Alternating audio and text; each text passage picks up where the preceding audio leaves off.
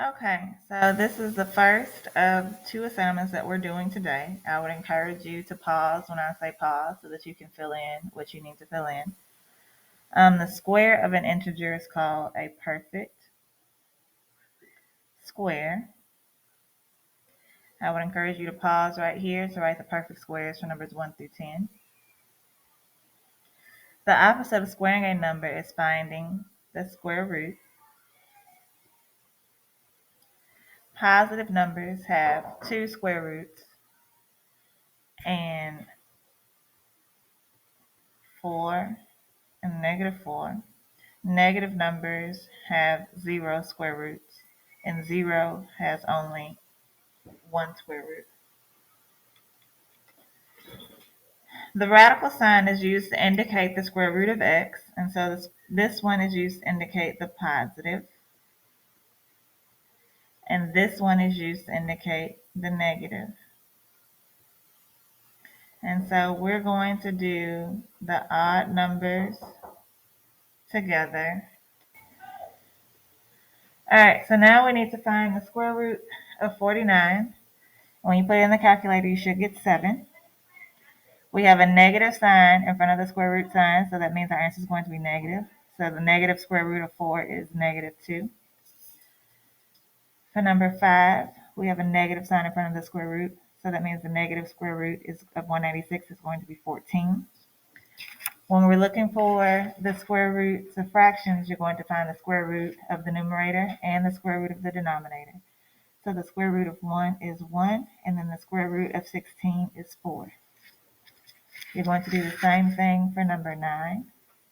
The square root of 49 is 7, and the square root of 144 is 12. Okay, so you need to do the even numbers, and you also need to make sure that you're filling in these numbers at the bottom. For numbers 10 through 15, you're looking at which two numbers the square root is going to fall in between. So 115 is going to be in between 10 squared and 11 squared. Negative 41 is going to be between 6 squared and negative 7. And then 206 is going to be between negative 14 and negative 15. When you're approximating each square root, you're going to look at the first two places behind the decimal number. So this is going to be negative 5.2. The cube of an integer is called a perfect cube. And so you need to fill in these numbers right here. The opposite of cubing a number is finding the cube root. All integers only have one cube root. This is 2. This is negative 2. Then we have 19, 21, and 23. So the cube root of 64 is 4. The cube root of negative 27 is negative 3. And the cube root of negative 2,197 is negative 13. So pause it right here and finish your even numbers. The result of cubing a number is called a perfect cube. For example, 1 cubed is 1, 2 cubed is 8, and 3 cubed is 27. Therefore, 1, 8, and 27 are examples of perfect cube numbers. You need to pause it right here and fill in the perfect cubes for numbers 1 through 10. We're going to walk through numbers 1, 3, 5, and 7 together.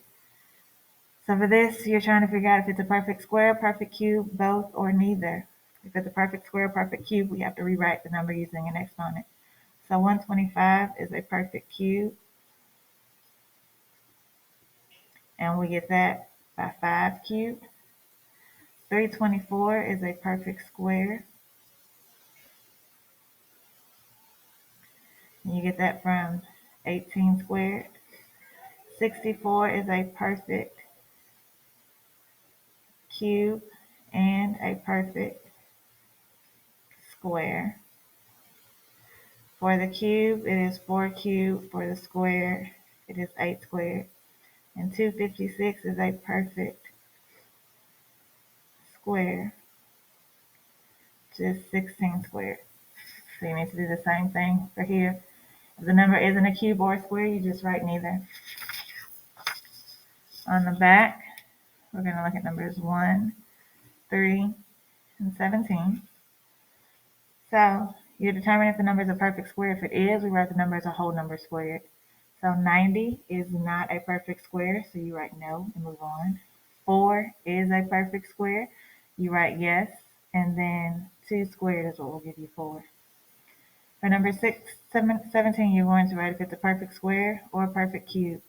216 is a perfect cube. If you want extra points, fill in what will give it to you.